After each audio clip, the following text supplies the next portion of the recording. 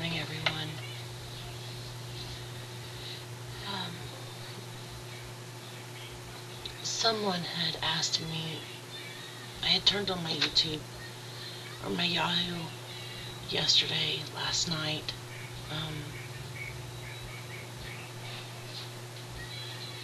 to have Angie, so I could tell Angie to call me. And someone had asked me a question as to why am I here at the house and, online and things like that, instead of being at the hospital with him. And no, I'm not mad at that person, because I am thankful that that person came to ask me that, instead of assuming and, saying all kinds of horrible things. So I thought I'd explain for a second as to why I'm not there with him. They will not allow me to stay because he's in the critical care unit. And I've been kicked out several times. They won't allow me to stay. And I have to follow all the visitation schedules and things like that. Anyway, so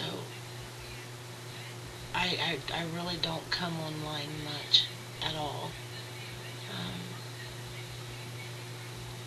I have come on to read everybody's comments. That's just to give me strength.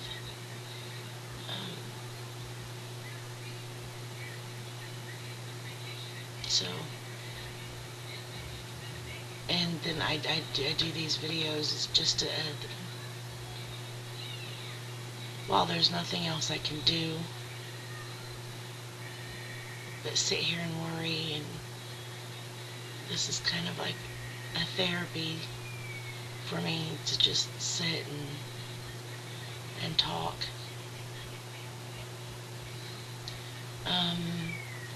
Yesterday when I went to see him, his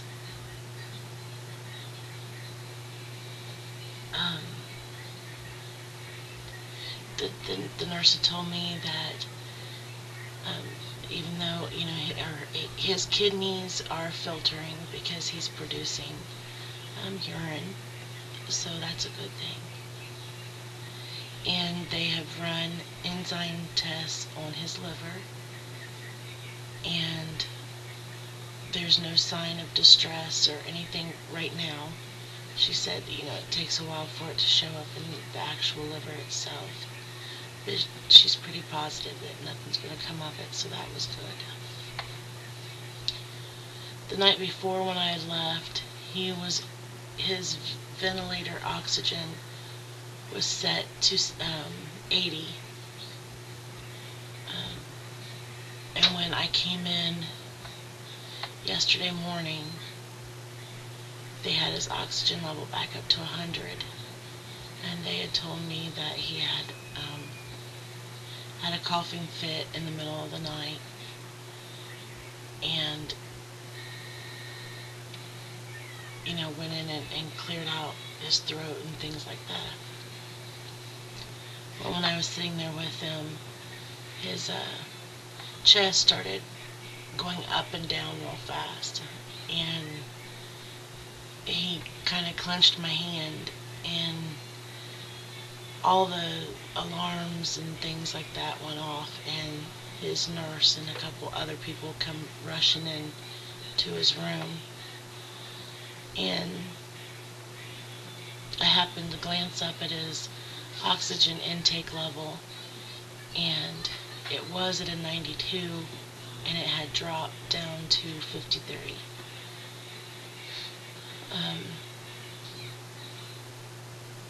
Anyway, she said that he was having a coughing attack, but being in a self-induced coma, don't even know if that's the right word she used. Basically, they put him in a coma. But because of that, he cannot cough on his own. So they had to, and with all this, medications and stuff, so they had to stick a suction thing down his throat and, clear his throat out for him. And when they did that, his oxygen level went up to 95.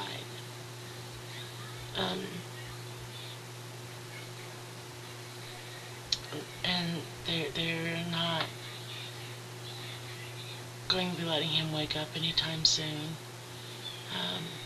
And when I went back last night, they had gotten his ventilator oxygen down to 70%.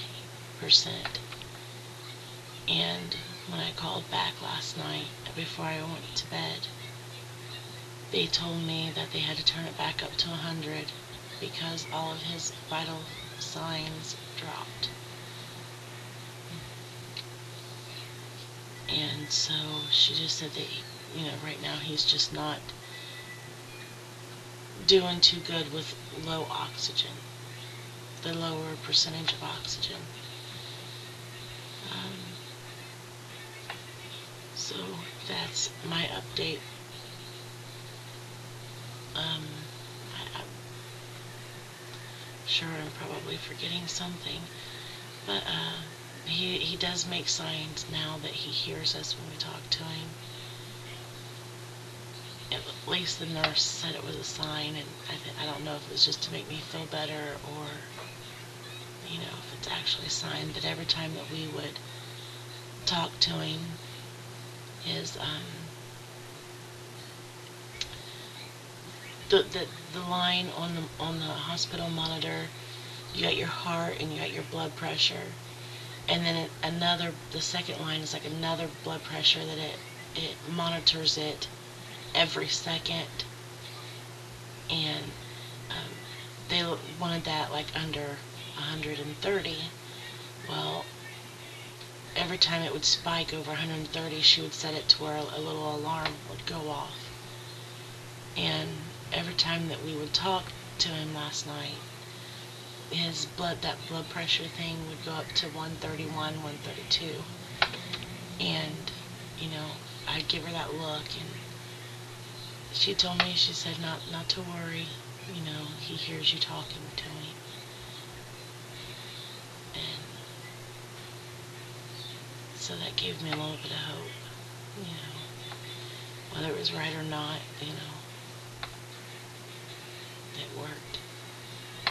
So, I think that's everything. And I'll come on periodically and let you guys know how he's doing. See you later.